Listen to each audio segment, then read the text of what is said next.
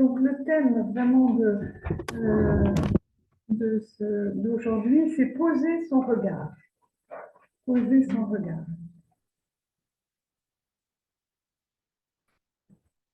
Alors, pourquoi j'ai choisi ce thème? Je crois qu'aujourd'hui, notre regard est très sollicité de par les nouvelles technologies. Alors, on en a un exemple ici, hein, l'ordinateur, nos smartphones. On est dans un monde de la communication, de l'hypercommunication. Les publicités ont envahi tout notre espace. Il y en a même qui parlent de pollution visuelle. Il suffit de passer dans le métro pour voir comment nos regards sont sollicités à droite et à gauche, mais aussi partout dans notre vie quotidienne. Alors, ceux qui en plus travaillent sur ordinateur ou on utilise régulièrement le smartphone, là, sont encore plus sollicités que d'autres. Donc, ça dépend aussi de notre mode de vie. Mais d'une manière ou d'une autre, on peut constater que notre regard est très sollicité dans le monde d'aujourd'hui et qu'il peut y avoir une certaine fatigue de notre regard, mais pas simplement fatigue, une sorte, si on reprend cette expression, une sorte de pollution de notre regard, parce qu'il y a des choses qui blessent notre regard ou qui l'agacent, on pourrait dire aussi. Vous savez, une sensibilité, elle peut être agacée, hein. On a des tempéraments qui nous agacent plus que d'autres, et puis il y a des choses aussi visuellement qui peuvent nous agacer. Ça, c'est un petit peu le contexte. Bon, il suffit on peut se souvenir de nos années passées. Je crois que je suis peut-être la plus jeune d'entre vous, mais maintenant je peux quand même parler de autrefois. Autrefois, j'avais une 2 chevaux, peut-être vous aussi. Et quand on parcourait les routes départementales de France avec notre 2 chevaux, d'une part, on sentait tous les soubresauts de la route, on sentait les odeurs du colza, voilà, et on avait le temps de voir le paysage.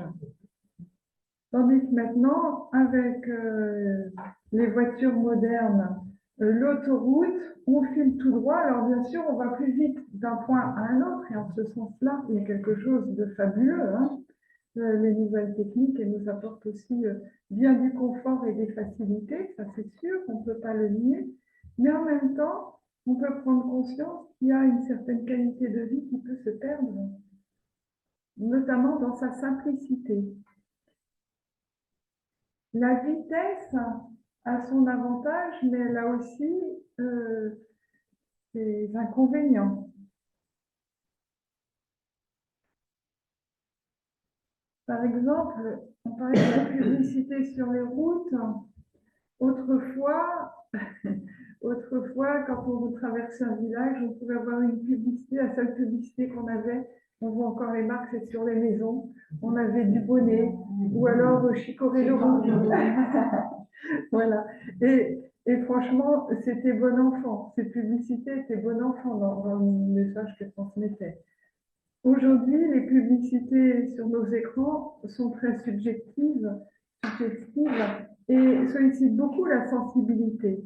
Et pas toujours ce qu'il y a de meilleur dans notre sensibilité. Plus parfois ce qui est de l'ordre j'allais dire componction, c'est pas ça, de la sensibilisation sensorielle. Alors voilà, je pense que dans le contexte actuel, pour nous-mêmes et pour ceux qui nous entourent, peut-être si vous avez des petits-enfants ou là où vous êtes situés, eux, ils sont rivés sur leur smartphone, sur leurs écrans. Ils n'ont pas forcément le recul que nous avons avec de notre génération. J'allais dire, on a connu autre chose, même moi qui j'ai 56 ans. On a connu autre chose. Et donc, on est cette génération qui pourront faire la part des choses beaucoup plus que la nouvelle génération. Donc, sans doute, nous avons quelque chose à transmettre sur cette notion de regard, sur la vue. Et on va prendre là un peu de hauteur avec le texte biblique, bien sûr. Alors, essayez de voir comment Dieu voit les choses. Et cette idée de poser le regard eh bien, a deux acceptions, si on peut dire. Il y a deux manières de comprendre cette expression poser le regard. Il y a un sens qui est lié au repos, poser le regard, reposer le regard.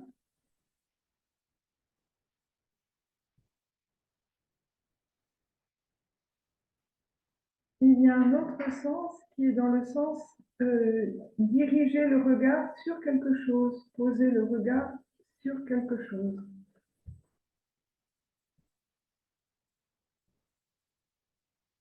L'arrêter sur un objet, voilà, poser son regard sur.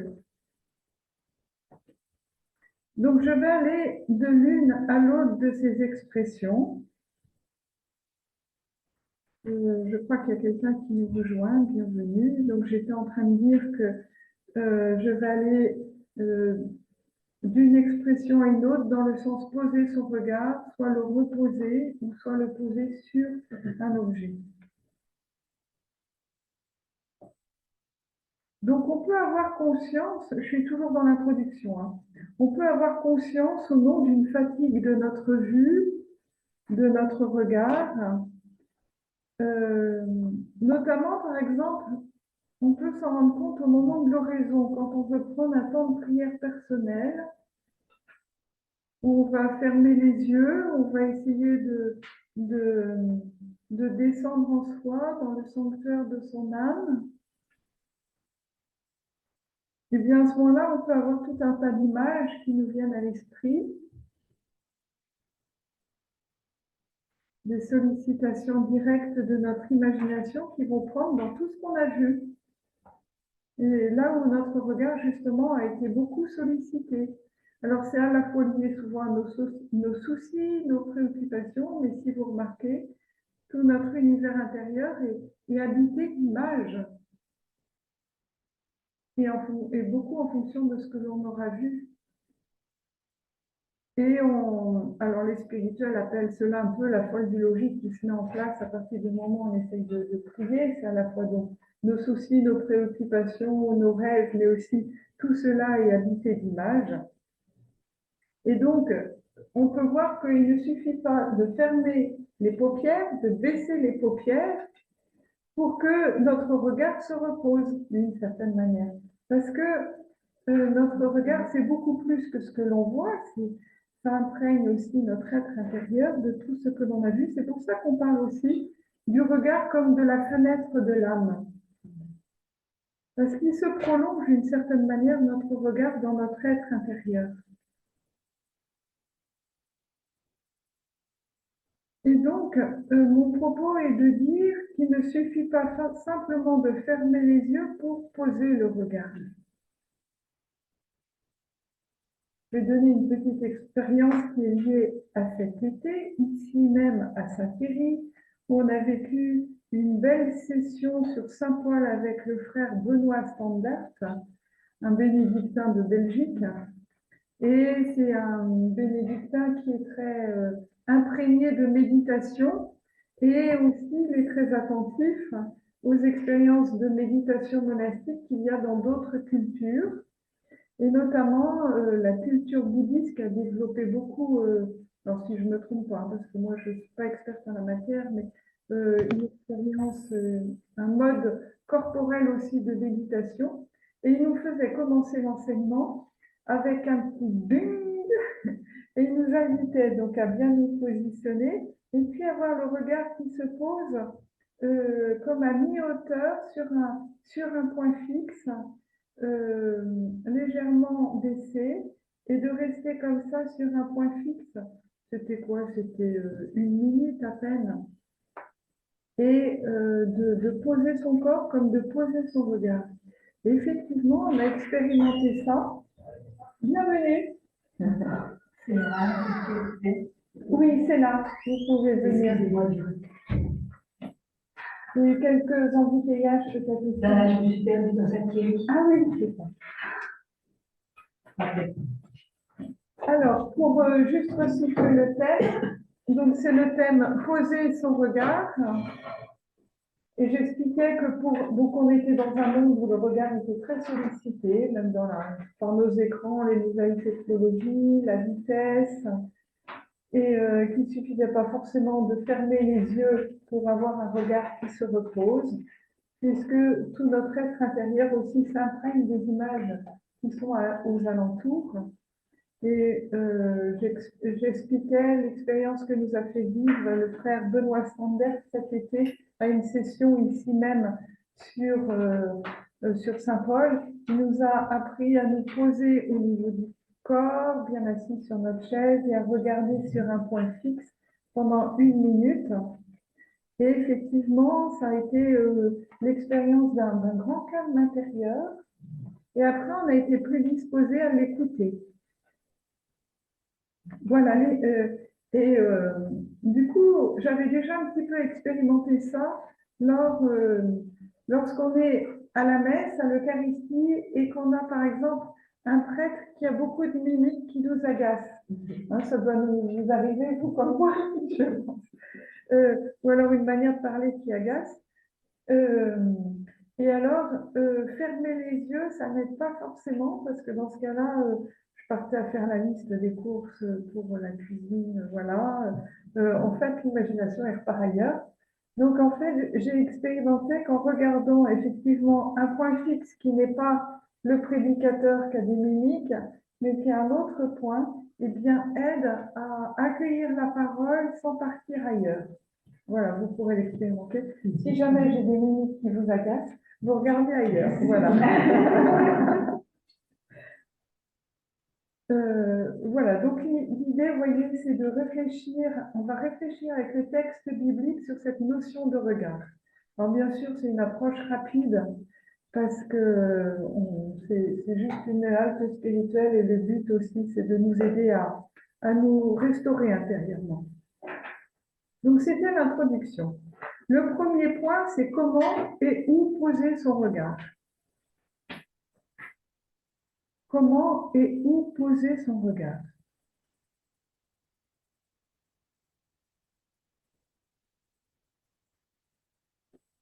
Alors évidemment, ce qui va nous aider là dans cette considération, c'est d'essayer de voir comment Dieu voit. Voir comment Dieu voit.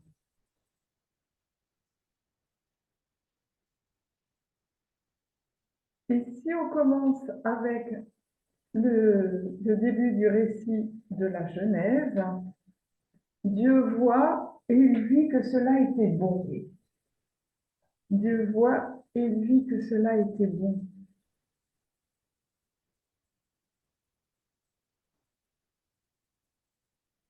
C'est étonnant.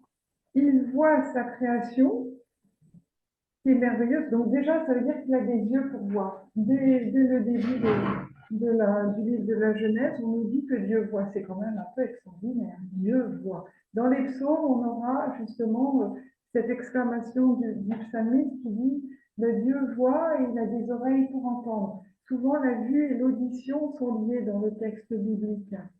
Il nous parle de notre réalité humaine, mais bien avant nous, c'est Dieu qui voit et qui entend. C'est un peu extraordinaire. Donc notre Dieu voit, il voit sa création qui est très belle, c'est très réussi, mais qu'est-ce qu'il dit? Il dit que cela était bon. Normalement, nous, quand on crée quelque chose qui est bien réussi, on dit que cela est beau et on s'exclame de la beauté. Lui, il va dire que cela est bon. Et pour l'homme, cela est très bon. C'est étonnant. Cela nous fait bien comprendre. Bonjour Jean-Michel. Cela nous fait bien comprendre que l'essence même de Dieu, c'est l'amour, c'est la bonté. Dieu crée et sa création est bonne. Elle est merveilleuse, d'accord? Mais c'est d'abord parce qu'elle est bonne.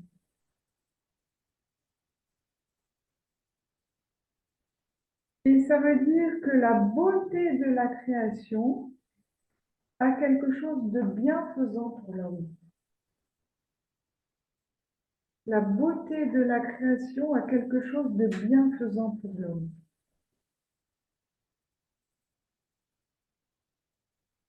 Dans la beauté de cette création, Dieu nous visite, il va nous restaurer, il va nous réjouir. Il suffit de contempler, voilà, le printemps, les fleurs ici, le verdoiement des arbres. Au printemps, le vert est particulièrement tendre. De voir comment cela réjouit notre cœur.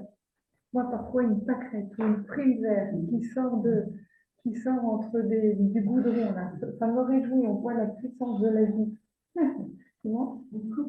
Un coucou, voilà, ça me rappelle mon enfance. Les fleurs de coucou, il y en a beaucoup. Ça me réjouit. Voilà, Dieu nous visite à travers la beauté de sa création et nous parle de sa bonté. Parce qu'en fin de compte, cette création qui est belle, il l'a créée en raison de son amour pour le bonheur de l'homme, pour notre bonheur. Et Dieu nous parle à travers sa création.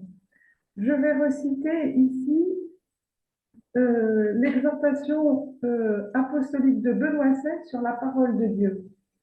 C'est toute une exhortation qu'il a écrite en 2010, donc une exhortation apostolique, donc a une portée doctrinale importante. Et donc tout le sujet, c'est la parole de Dieu, et il a un paragraphe où il va dire comment Dieu nous parle aussi en dehors des Saintes Écritures. Parce qu'en rigueur de terme, donc la Bible, c'est l'ouvrage, on peut dire, physique. Avec un regard de foi, on va parler des Saintes Écritures, mais la parole de Dieu, ça dépasse cet ouvrage, puisque Dieu peut nous parler à travers les événements, à travers les personnes et à travers la création. Alors, je vais vous lire justement ce paragraphe 7 de Verbum Domini. À partir de ces considérations qui naissent de la méditation du mystère chrétien exprimé dans le prologue de Jean, il est nécessaire à présent de souligner ce qu'ont affirmé les pères synodaux concernant les diverses modalités avec lesquelles nous utilisons l'expression parole de Dieu. On a parlé avec justesse d'une symphonie de la parole, d'une parole unique qui s'exprime de différentes manières comme un chant à plusieurs voix. Si au centre de la révélation divine se situe l'événement du Christ, on doit aussi reconnaître que la création elle-même fait aussi essentiellement partie de cette symphonie à plusieurs voix dans laquelle le Verbe unique s'exprime.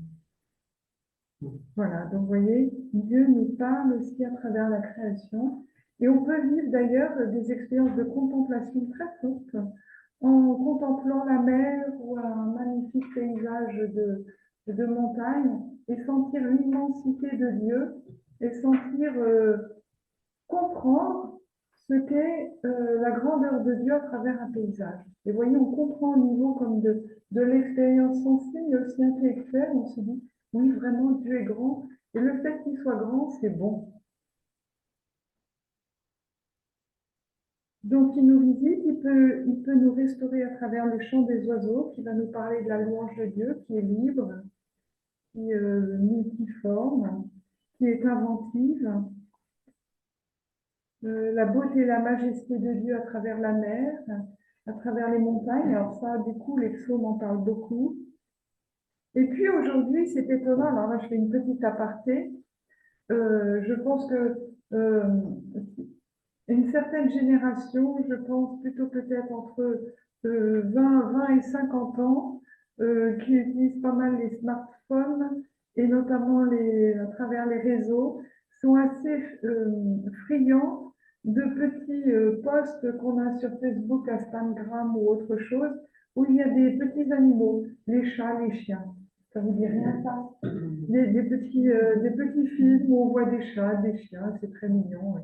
Et ça fait fureur, voilà, pour une certaine frange de population. Mais pourquoi? Parce que ça parle de la tendresse. On voit, par exemple, un petit chat se glisser sous une poule. On voit des chiens, notamment des Golden Retrievers, prendre sous leur affection des chats, etc. Ou voilà, beaucoup de petites câlineries animalières très tendres. Et je pense que dans un monde qui est devenu peut-être un peu plus dur et très réactif, avec des réactions parfois un peu violentes, eh bien la tendresse des animaux dit quelque chose de ce à quoi on aspire.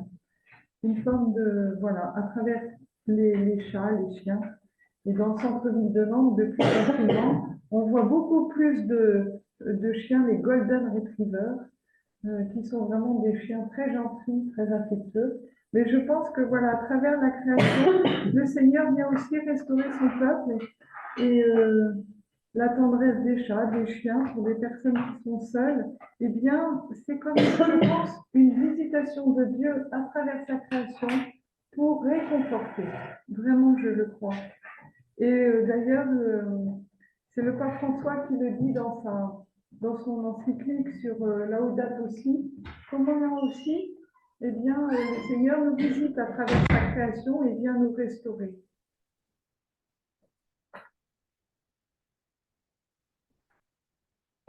Alors, je voudrais maintenant vous parler de la métaphore de l'arbre. Et je vais vous donner pour cela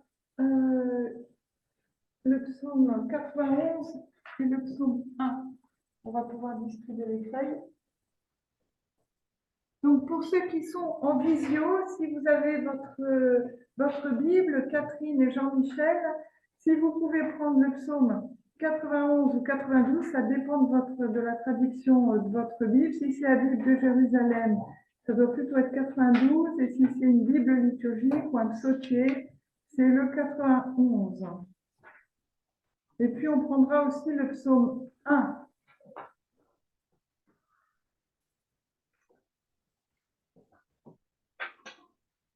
Alors, je commence par lire le psaume 1. Heureux est l'homme qui n'entre pas au conseil des méchants, qui ne suit pas le chemin des pécheurs, ne siège pas avec ceux qui ricanent, mais se plaît dans la loi du Seigneur et murmure sa loi jour et nuit. Il est comme un arbre planté près d'un ruisseau, qui donne du fruit en son temps, et jamais son feuillage ne meurt. Tout ce qu'il entreprend réussira, tel n'est pas le sort des méchants. Mais ils sont comme la paille balayée par le vent. Au jugement, les méchants ne se lèveront pas, ni les pécheurs au rassemblement des justes. Le Seigneur connaît le chemin des justes, mais le chemin des méchants se perdra. Donc, je viens de lire le psaume 1. Donc, vous voyez, alors on a parlé tout à l'heure de la Genèse qui commençait par dire que Dieu voyait, qu'il trouvait que il créait et voyait que sa création était bonne. Et là, on a le psaume 1. Décidément. On a le psaume 1 qui commence le psautier. Alors, le psautier en hébreu, ça se dit le psaume des louanges. Et le psaume 1 commence par cette béatitude. Heureux est l'homme. Heureux est l'homme qui n'entre pas au conseil des méchants. Et même, pour être plus exact, le psaume 1, pour ceux qui ont leur psautier sous les yeux, le psaume 1, en fait, se poursuit avec le psaume 2. Ces deux psaumes, le psaume 1 et 2, pour les exégètes, les biblistes, ne forment qu'un seul psaume, parce que justement, à la fin, il termine aussi le psaume 2 par une béatitude. Alors, le psautier, il est pas. Moi, dans ma Bible, j'ai des petits filets, alors je vais plus vite. Et là, on va prendre donc le psaume 2.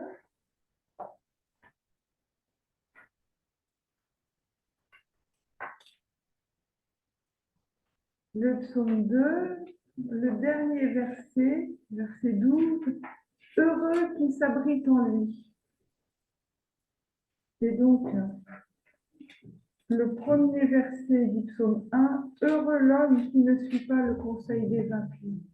Donc, en fait, ce psaume 1 et 2 sont une béatitude qui ouvre le psautier. Encore une fois, pour dire que Dieu veut le bonheur de l'homme.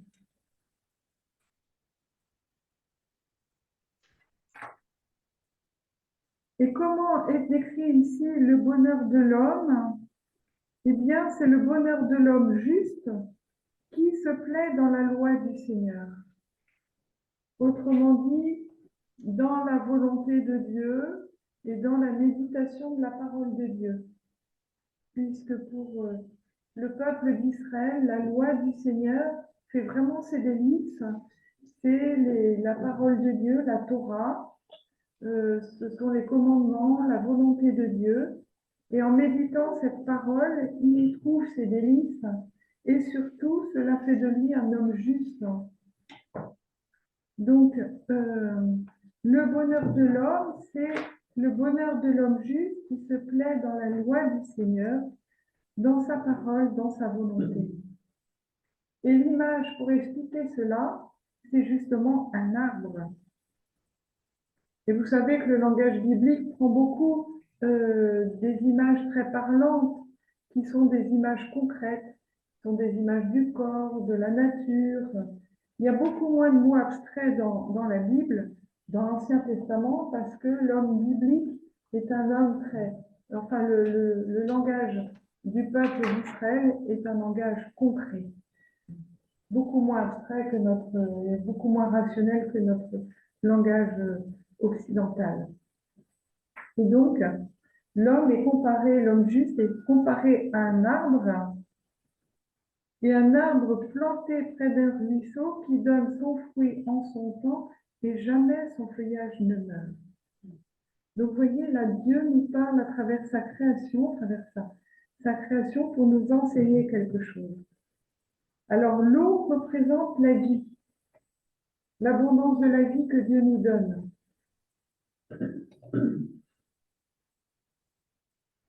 Et vous savez que l'eau est vue sous deux angles dans la Bible. Il y a l'eau vive, l'eau du ruisseau, l'eau de la fontaine, qui est cette eau vive, cette eau qui nous régénère et qui est symbole de la vie divine en nous, de la grâce de Dieu. Et par contre, il y a l'eau de la mer, qui, elle, est une eau terrifiante, ou séjourne Léviathan, qui symbole du mal. Donc l'eau de la mer et l'eau de la source, c'est pas du tout la même signification dans la Bible. Voilà. C'est l'eau vive, l'eau de la fontaine, l'eau qui coule. Voilà, cette eau-là, comme ici, c'est l'eau qui régénère, c'est la vie de Dieu en nous. Donc l'homme heureux est celui qui est planté en terre, près de l'eau. Voilà, où ses racines, son enracinement, voilà, c'est dans l'eau vive, dans cette vie de Dieu. Et donc, il est planté là, près d'un ruisseau. Alors, planté, moi j'aime bien, ça montre bien que Dieu nous incarne, nous enracine dans un lieu. Souvent, c'est les circonstances de la vie qui nous ont plantés là, on pourrait dire. Hein. On n'a pas choisi de qui on essaie, dans quel pays, dans quelles conditions sociales.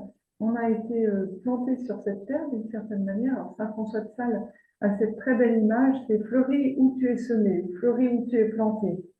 Voilà, c'est très parlant ce temps de printemps. Mais ça montre notre incarnation. Et en même temps, donc, on est planté près d'un ruisseau qui donne son fruit en son temps. Là, ça nous parle de fécondité. Et en son temps, ça veut dire que c'est... mais on voit bien dans la nature, il y a des saisons. Il y a l'hiver où on a l'impression qu'il n'y a plus rien. Le printemps où ça renaît. Mais ce n'est pas encore les fruits, ça va être les fleurs. Les fruits, c'est après.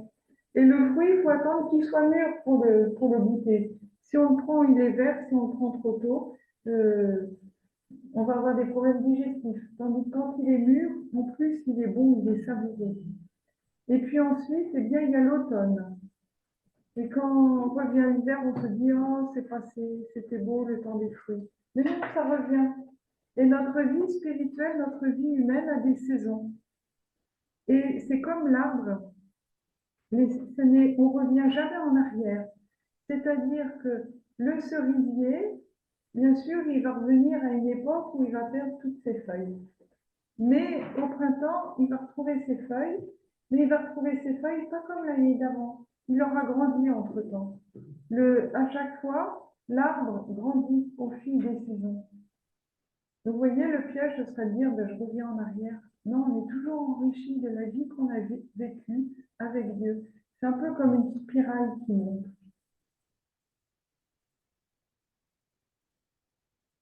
Ou un escalier en colimaçon, vous voyez.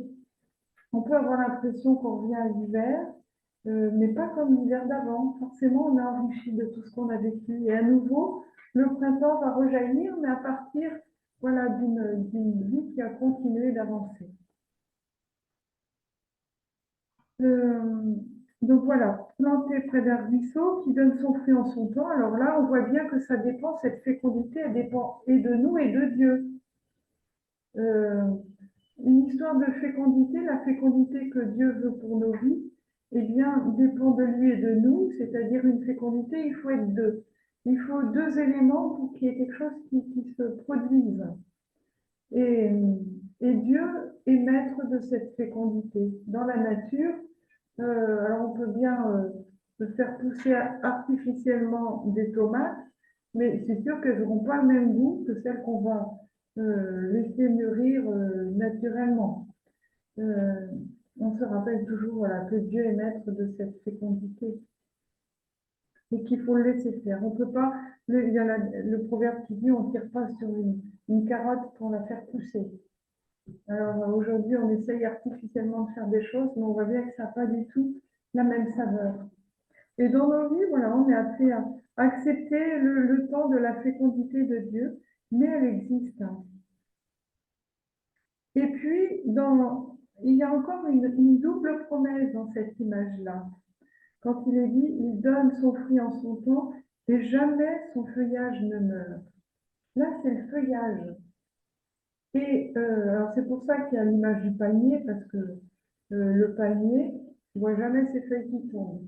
Il grandit toujours, il y en a toujours des nouvelles qui poussent, mais il y a toujours des feuilles au palmier. Et donc, jamais son feuillage ne sèche, ça nous parle d'éternité. Ça veut dire qu'en Dieu, cette fécondité, il y a quelque chose qui va demeurer pour l'éternité. Mes paroles ne passeront jamais. L'amour ne passera jamais. La charité, tout ce qui est vécu en Dieu, dans l'amour, tout ce qui est fécondé par la grâce de Dieu ne mourra jamais. Tout ce qu'on a semé dans l'amour, tout ce qu'on a vécu dans l'amour, tout ce qu'on a vécu avec Dieu ne passera jamais. Le feuillage sera toujours vert. Donc, vous voyez, à travers cette image de l'arbre, on a beaucoup de choses qui nous sont enseignées. Cette promesse de fécondité, mais en son temps. Donc, ça veut dire qu'il ne faut pas se désoler quand c'est l'automne ou l'hiver. Il y aura le printemps, il y aura l'été, il y aura le temps que le fruit mûrisse. Mais ça, c'est en son temps, c'est au temps de Dieu. Et parfois, le temps de Dieu nous échappe un peu. Un jour sont comme 1000 ans. Alors lui, ça ne le dérange pas, mais nous, parfois, ça nous dérange. Parce que nous, on sent qu'un jour, c'est un jour. Et pour Dieu, un jour sont comme 1000 ans. Mais en tous les cas, il y a une promesse qui est là. Et puis, une promesse d'éternité. Les bons moments qu'on a vécus ne passeront jamais, on les retrouvera dans l'éternité. C'est vraiment une espérance. Tous les liens qu'on a tissés, vécus dans l'amour de Dieu, on les retrouvera pour toujours en haut, dans l'éternité de l'éternité. Et vous voyez, en contrepartie, eh bien, pour l'homme qui vit sans Dieu ou sans amour, on pourrait dire, loin de tout cela, eh bien, il y a autre chose. Tel n'est pas le sort des méchants, mais ils sont comme la paille balayée par le vent. Au jugement, les méchants ne se lèveront pas, ni les pécheurs au rassemblement des justes. Alors on pourrait dire, oh, mais ça c'est pas gentil. D'une manière, oui, mais en même temps, ça nous met face à la responsabilité de nos vies. Et d'un autre côté, on peut se dire, eh bien, la méchanceté, c'est vrai, ne passera pas au paradis, heureusement. De larmes, de pleurs, de douleurs, de méchanceté, il n'y aura plus au paradis. il y a quelque chose qui est rassurant. Ça veut dire que même nous, ce qui nous a enténébrés ne passera pas. On gardera que le meilleur.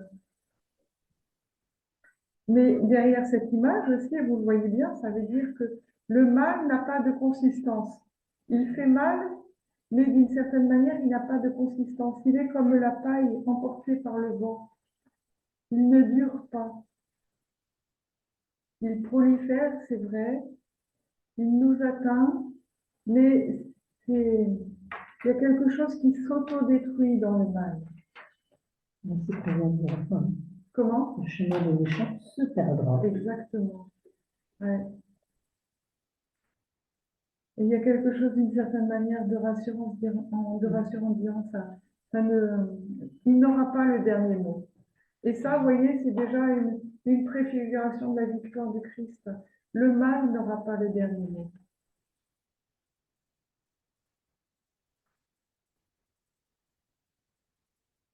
Et à travers cette image-là, il y a encore une autre image, c'est le fait que, vous voyez, plus l'arbre s'enracine, plus il s'élève. Plus il s'enracine, on pourrait dire, dans l'attachement au Seigneur, en étant bien planté près d'un ruisseau et ses racines s'enfoncent, et bien plus il grandit, plus il s'élève. Et donc, il n'y a pas d'opposition, vous voyez, entre l'enracinement et l'élévation. Plus on s'incarne dans notre vie, plus on s'investit dans notre vie, avec tout notre amour, tous nos efforts, on peut dire notre abnégation aussi parfois, ou la prière, ou voilà, plus on s'enracine dans la volonté de Dieu, et plus on s'élève, plus notre humanité s'élève, plus on se sanctifie. Les orthodoxes diraient plus on se divinise, mais plus on s'élève.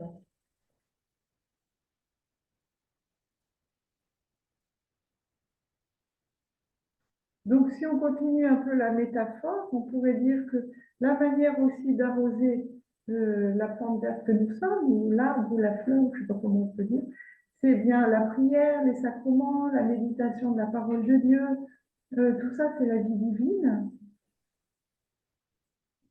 On sait qu'une plante, elle a besoin de soleil aussi. Bien, ça, c'est l'amour de Dieu, mais que l'on reçoit par aussi les autres. On a besoin d'être aimé, que ce soit par Dieu ou par les autres. Et puis, on sait qu'une plante, elle doit avoir aussi une bonne orientation, qu'elle soit bien orientée, justement, pas trop à l'ombre. Là, je dirais, c'est la question des influences. Si on est dans un milieu où les influences sont trop mauvaises, eh bien, on va dépérir. Si on est dans un milieu toxique, ou avec des personnes qui nous font du mal, ou, je ne sais pas, moi, on va dépérir. On a besoin d'être quand même bien orienté dans un bon lieu, que notre plante soit dans une bonne terre. S'il y a des égouts qui se déversent à cet endroit-là, les égouts de la ville, on va dépérir. Donc parfois, il faut se déplanter pour aller se planter ailleurs. Voilà, ça c'est l'image de l'arbre. Donc à travers cela, vous voyez, la nature nous enseigne. Mon deuxième point, que je vais être obligée d'aller assez vite parce que je vois que l'heure tourne, c'est le thème du regard, fenêtre de l'âme.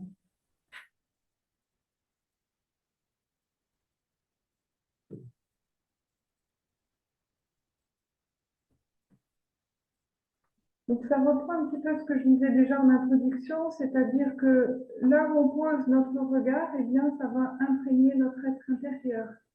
Et donc on peut choisir aussi là où on pose notre regard. Et on a cette capacité de détourner le regard. Il y a un psaume qui dit « Je n'aurai pas même un regard pour les pratiques démoniaques ». Alors c'est une forme de traduction, mais ça nous rappelle que on peut détourner le regard des choses mauvaises pour qu'elles n'imprègnent pas notre être intérieur. Notre regard peut être fasciné par le mal. Ceux qui regardent des films d'horreur, ils rentrent dans cette fascination du mal, de l'horreur, des choses terrifiantes. Il y a une espèce d'addiction qui peut se faire parce que le mal fascine, tandis que le bien, le beau, attire le regard. Vous voyez, il y a une différence. Fascination, il y a comme un piège. Tandis que l'attirance, c'est la beauté qui attire et qui laisse libre d'une certaine manière. Elle attire, mais on voit qu'on peut se laisser attirer ou pas. Fasciné, c'est un peu comme être hypnotisé. C'est comme si on en perdait notre liberté. Il y a un degré de liberté qui est différent, vous voyez, entre être fasciné et être attiré. Et c'est dans l'Épître aux Romains, saint Paul qui dit « Laissez-vous attirer par ce qui est simple ». Laissez-vous attirer par ce qui est simple. Il y a une autre traduction qui dit « Laissez-vous attirer par ce qui est humble ». Ce qui est orgueilleux et impressionne et fascine. Tel Goliath. Il impressionne Goliath et il fait peur. Tandis que David, il est petit, il ne paraît pas, il est humble. Et c'est pour ça que David aussi va gagner sur Goliath. Parce qu'il est petit, humble et investi de la grâce de Dieu. Et en tous les cas, voilà, c'est pour nous aider à repérer que notre regard, qui est déjà un regard blessé par le péché originel, qui a une tendance à se laisser fasciner par le mal, comme je le dis souvent, moi parfois, quand on est sur une autoroute et qu'on voit un accident de voiture et qu'il y a les pompiers, tout ça, j'aurais tendance à regarder, voir s'il y a un blessé, s'il y a du sang, ou mais quelle idée. Pourquoi mon regard voilà, est attiré par le mal? Et plutôt que de se dire, bénis les pompiers, sauve cette personne, enfin, je ne sais pas, moi, avoir une réaction plus spirituelle. Mais du coup, on apprend à diriger son regard. Et un petit aussi témoignage, quand j'étais petite, quand on circulait, non pas en 2 chevaux, mais en 404 Peugeot, avec mes parents, quand on circulait dans les routes de campagne, pour aller voir mes grands-parents ou autres, j'étais originaire du Poitou et sur les bords de chemin, il y a beaucoup de croix, des croix de mission. Et ma mère, elle s'est toujours signée devant les croix.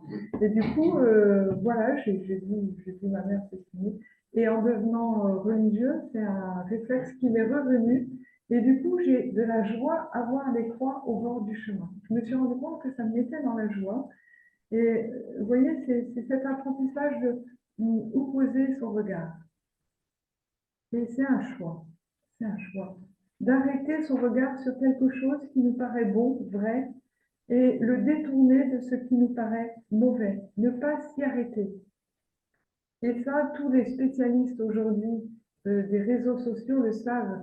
Ils mettent sur les écrans des images et des titres qui vont attirer le regard, enfin, plutôt fasciner, accrocher le regard pour qu'il soit pris comme dans un filet, dans un piège.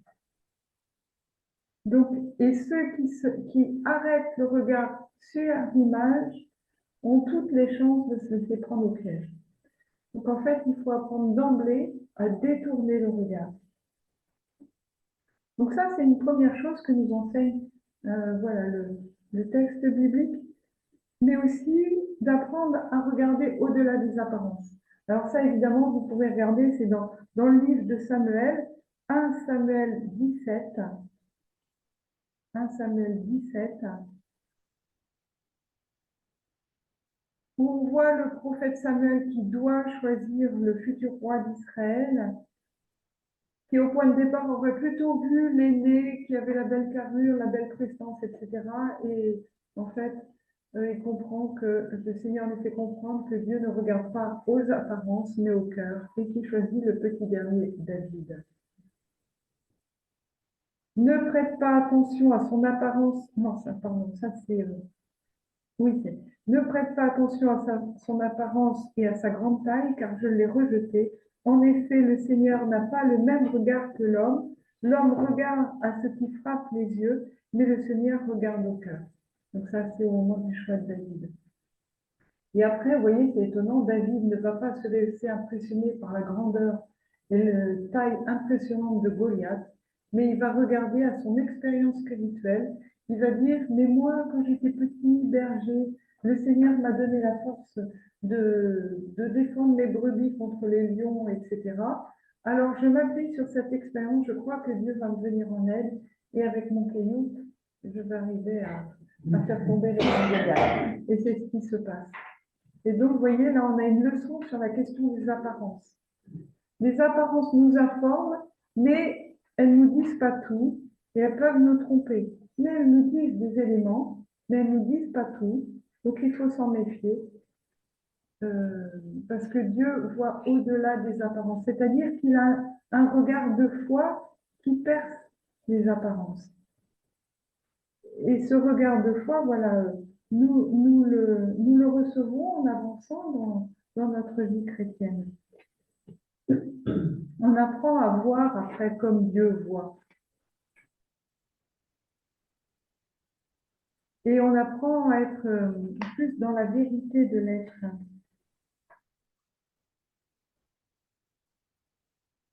Voilà, donc ce regard de foi nous apprend à voir comme Dieu voit, à nous émerveiller, et on a besoin de s'émerveiller, à voir la création qui est bonne, qui est faite pour nous, plutôt que voir ce qui va mal. Donc on est appelé à choisir ce que l'on regarde, et l'art sacré est là pour ça. J'ai ici devant l'image du regard du Christ qui est très étonnant.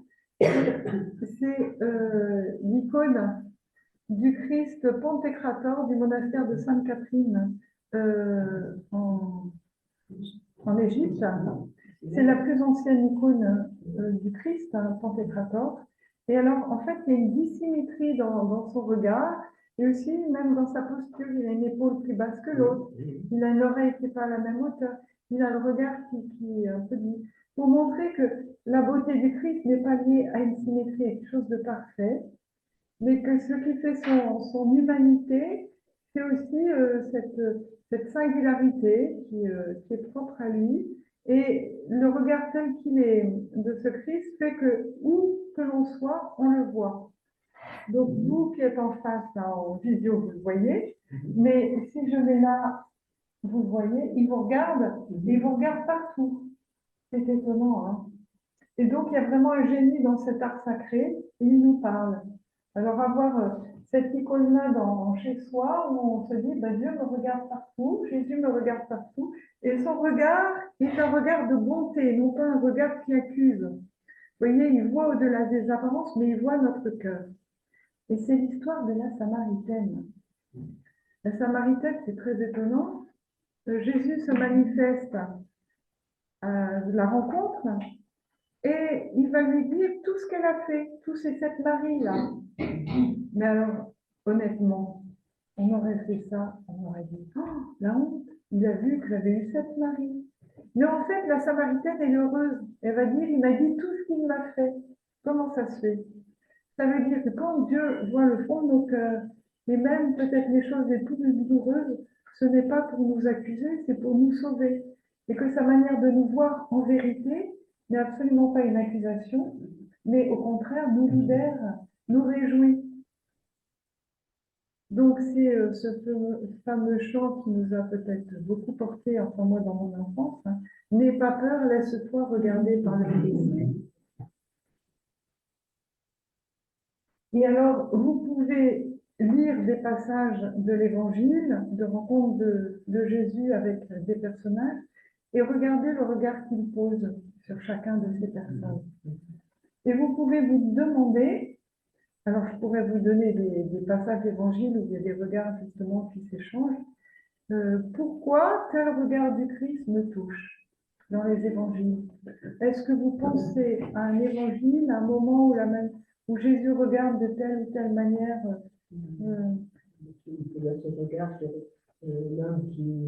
le jeune homme riche, il posa son regard sur lui et l'aima. Alors que justement, il s'en va parce qu'il ne peut pas suivre. C'est un peu comme la Samaritaine, c'est très étonnant. Il pose son regard sur lui. Et pourquoi ce regard-là me touche? C'est intéressant de se poser cette question. Voilà, donc vous voyez, j'ai parlé de regarder à travers les yeux de Dieu, au-delà des apparences, choisir ce que je regarde. Donc ça veut dire aussi savoir détourner son regard, mais aussi savoir le poser sur ce qui est bien. Il y a aussi le fait de baisser son regard. Parfois, il faut accepter pour pas que l'autre se sente agressé, baisser le regard, ou parce que je n'ose pas, ou je ne veux pas faire de mal, voilà, ou je ne veux pas regarder, baisser le regard. C'est autre chose que de le détourner. Et baisser le regard, on le voit tout à fait dans Jésus avec la femme qui est accusée, la femme adultère qui va être lapidée. Eh bien, il écrit sur le sol et il baisse le regard. Donc, il y a baisser le regard, il y a aussi lever le regard vers Dieu. Ça, on le trouve beaucoup dans les psaumes. Et Jésus, quand il fait sa prière de bénédiction, il lève le regard vers le ciel.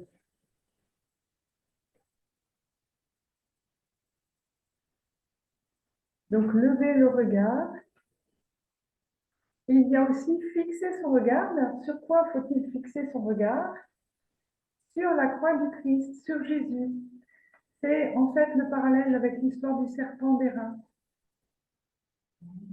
Le serpent d'airain, le peuple d'Israël, quand il regardait le serpent fixé sur ce bois, il était guéri des blessures du serpent. C'est le parallèle avec la croix.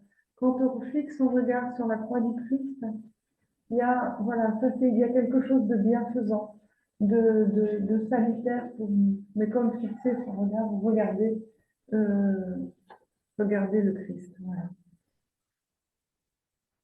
Et d'ailleurs, il y a un psaume qui dit, le psaume 33 ou 34, en suivant vos traductions, au verset 6, qui regarde vers lui resplendira. Sans ombre ni trouble au visage. Exactement. Moi, je me suis appuyée sur ce verset-là quand j'ai été prof d'économie dans un lycée technique. Et ça m'impressionnait parce que pour le coup, j'avais des grands gars et moi, j'avais tout juste, je sais plus, 22 ans ou 23 ans. Et il fallait du courage pour y aller. Et je voulais aussi témoigner, voilà, enfin, m'appuyer sur le Seigneur. Et je partais en disant, qui regarde vers lui resplendira sans ombre ni trouble au visage. Voilà, pour pas être impressionné. Et ça m'a beaucoup aidé.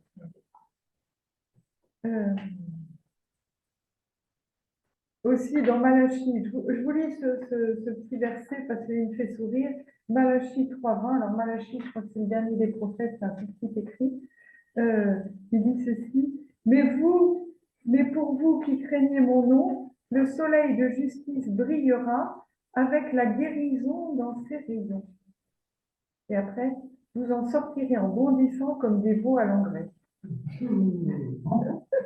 C'est bucolique, hein. Mais avant, c'est donc, mais pour vous qui craignez mon nom, le soleil de justice brillera avec la guérison dans ses rayons.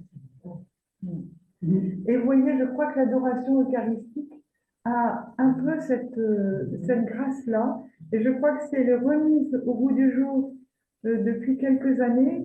C'est en comparaison avec cette sursollicitation du regard par nos moyens technologiques et de communication, où beaucoup de jeunes sont blessés aussi par ce qu'ils voient. Je ne vous fais pas de détails, vous comprenez, hein, tout ce qui est de pornographie qui se déverse sur les écrans très vite, eh bien, je crois que l'adoration eucharistique et le Saint-Sacrement peut laver des regards et peut apporter sa guérison, voilà, dans cette contemplation qui se fait parfois de manière très pauvre, très simple, mais il y a un mystère qui doit se vivre là. Je crois qu'il y a quelque chose qui est donné pour notre génération. Et je terminerai avec un petit mot, vivre sous le regard de Dieu, qu'on retrouve dans la règle de Saint-Benoît. Vivre sous le regard de Dieu. Comme un enfant, vous savez, moi je me souviens de moi petite au Sable d'Olonne. Il y en a qui connaissent les Sables d'Olonne. Donc j'allais l'été là-bas quand j'étais petite. L'eau est très bonne là. Je suis frileuse. Et donc, je faisais mes pirouettes dans l'eau, comme tous les enfants, en équilibre. Et puis, j'allais voir ma mère qui était sur sa serviette de plage en train de lire. Et je disais, regarde maman, regarde maman. J'allais dans l'eau, je faisais mon petit équilibre qui valait pas grand-chose. Et j'étais très fière que ma mère m'ait regardée. Et puis, alors on voit toujours ça, hein. Regarde maman. Et le petit, il fait pas grand-chose, hein, mais il est très fier et il fallait que sa maman le regarde. Et si on réfléchit, si on se dit le regard bienveillant, aimant, nous construit, nous élève et nous encourage. Juste le fait de savoir que celui qui nous aime là où Dieu le Père nous regarde, et cela doit nous réconforter. Et vivre sous le regard de Dieu, c'est se dire non pas un regard, vous savez, comme l'œil de Cain, l'œil de Dieu dans la tombe, là, le rideau, là, l'œil qui surveille. Oui, c'est ça, c'est ça. Non pas cet œil-là qui juge et qui accuse, mais voilà, la manière dont Jésus regarde la Samaritaine ou le jeune homme riche, même dans nos faiblesses, eh bien, il est là pour nous relever. Donc, vivre sous le regard de Dieu doit pouvoir nous réconforter, nous encourager, parce qu'il voit aussi toutes les petites choses qu'on fait, par amour pour lui, les choses cachées. Là, c'est Sainte Thérèse de l'Enfant Jésus qui nous apprend à vivre ces choses cachées. Voilà, j'ai été plus longue que prévu. Ah oui. Alors, je vais vous donner pour votre petite réflexion personnelle, parce que ce qui est prévu là, c'est un quart d'heure, du coup 20 minutes, là, ça se transforme en un quart d'heure, vraiment de temps personnel, d'appropriation en silence. Et puis après, celles qui veulent, on revient ici, on peut échanger sur ce thème. Et du coup, je vous ai prévu aussi une petite méditation personnelle, si ça peut vous aider à intégrer aussi ce qu'on vient de partager.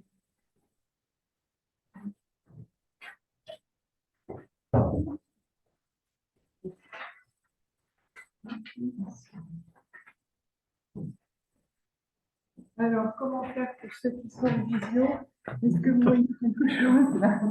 Ça va, merci. Merci. Ce que je vais faire, je vais relire tout mon texte, toutes les notes que j'ai prises. Oui, c'est ça. Ouais, et je vais travailler là-dessus. Oui, c'est ça. On Ok. pourrait vous envoyer par mail après. Ah, très bien. Ouais. Ok. Merci. Au revoir, les amis.